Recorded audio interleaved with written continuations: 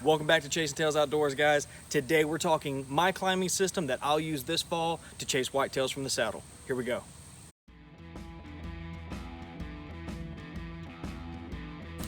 So today we're going to be highlighting my stick of choice, which is the Muddy Pro Stick. There's a variety of reasons why I picked this stick, and we'll get into those in just a second. But first and foremost, the number one reason why I got into this set of sticks is because when you get into saddle hunting, you're trying to cut down on bulk. You're trying to get everything kind of smaller. A stand on your back with all the sticks sticking off, it's heavy, it's just bulky. And a saddle, I'm wearing my tree stand right now, okay?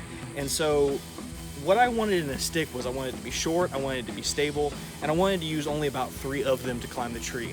So I landed at this because if you're like me and you don't have a whole lot of time, your wife is sucking up all your DIY time with her DIY projects, it leaves you very few minutes left in the day to be focusing on non-essential things. And one of the biggest things right now a lot of people do is they buy a long stick, they cut it down short, they add all these different steps and stuff to that. Well, if you're willing to deal with about a half pound difference, the Muddy Pro gets you pretty close to what almost everybody is getting out of those shorter sticks, and you don't have to do any modding. The stick is about 20 inches long, which is actually shorter than what a lot of people cut down. One of the most popular options is the Hawk Helium stick. They cut it down to about 22 to 24 inches. This comes in at 20 inches, so it's already pretty short for a lot of people's uses.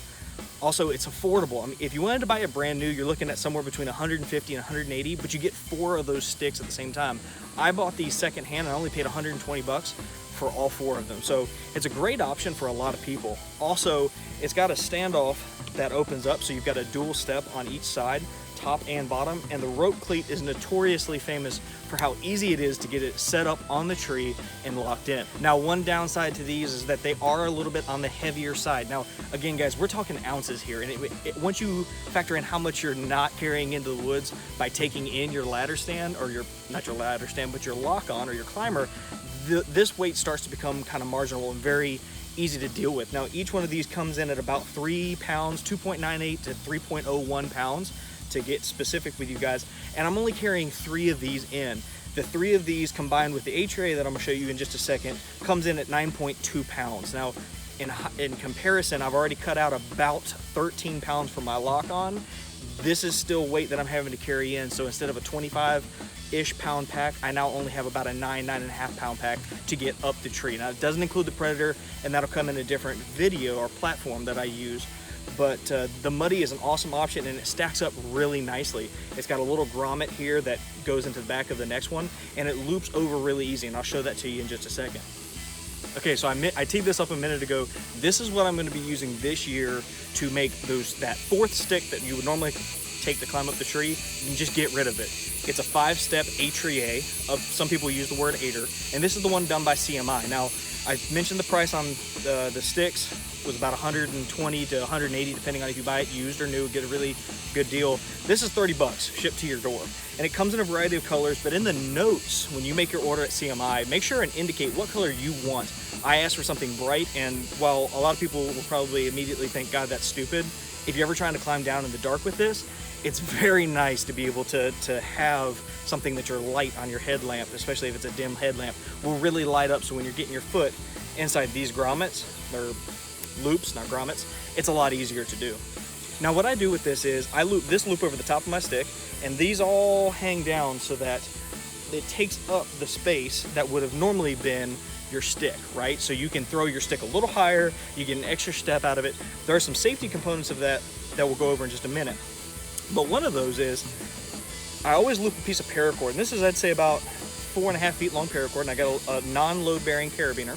And what I do is I tie that here, and I take this and I hook it to my saddle. And the reason for that is as you're climbing up the tree, if you ever drop it, or if you're reaching up for the next one, you drop this to the ground, you can get down the tree, but it's gonna be a challenge. So I encourage everybody to find a way to loop this and hook this to your saddle. That way, if something happens, and if you got fat fingers like me, you don't lose this.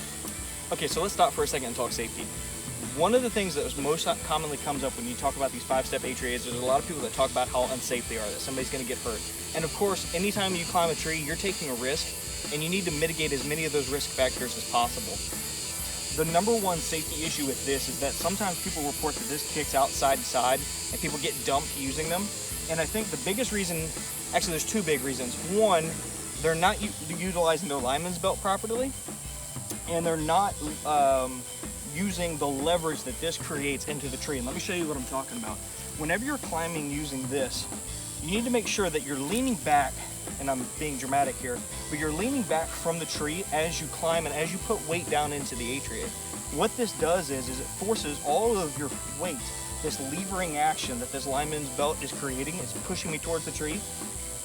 It's pushing all of that into your foot, which is up against this rope. Now that's where part 2 comes into play.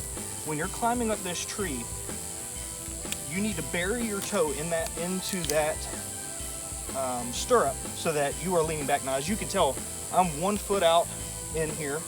I'm leaning back, but this is taking up all my weight, and this is what keeps me steady. I could stand like this probably for another minute or 2 if I needed to, but please, if you use this 5-step etrier, at all times, make sure you're using your lineman's belt as you're supposed to, and dig your toe into the tree as you climb. Bring that lineman's belt up with you as you go. In fact, this is too far out.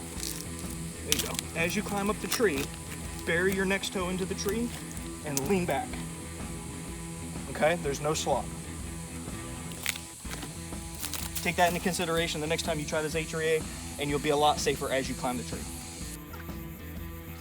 Okay guys, so I didn't do a good job of explaining what I was doing in this scene, so I figured I would tell you now. Okay guys, so in this scene, I am climbing with just 2 sticks, because if I zoom out any further to show the 3rd stick, it's going to get kind of hard to see my process and what I'm doing. So I'm climbing with 2 here. I put 1 on the tree with my aider, and the other one's hanging from my saddle, which is something I didn't explain. If you look closely in the video, you'll be able to see about a 6-inch loop of orange paracord, and what I do is I take the stick and I fold it closed, put it through that loop, and then open it back up, and that step prevents itself from falling back down, and it just reduces weight. It's just an ultra lightweight way to take your steps as you go. And as I told you, I'm only climbing with 3, so I can put 1 on each side of my hip, put the first one on the tree, and up I go. And in essence, these things can't clack up against each other. Yeah, they bump up against your thigh a little bit, but it doesn't impede your ability to climb or anything like that. So it's a really good option, and I encourage you to try it. Okay guys, so the last thing I want to show you is how I pack these muddy sticks in.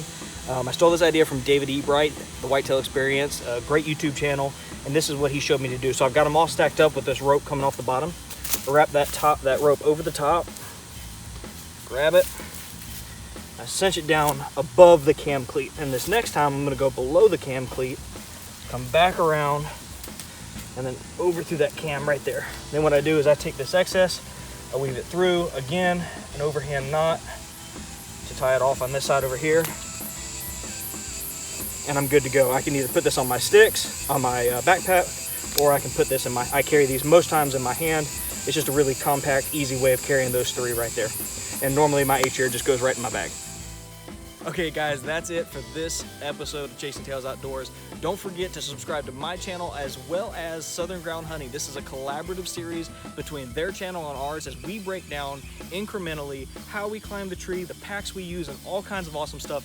And the next episode is going to launch on his next week. So stay tuned, give it a like, subscribe, and until next time, we'll see you in the great outdoors.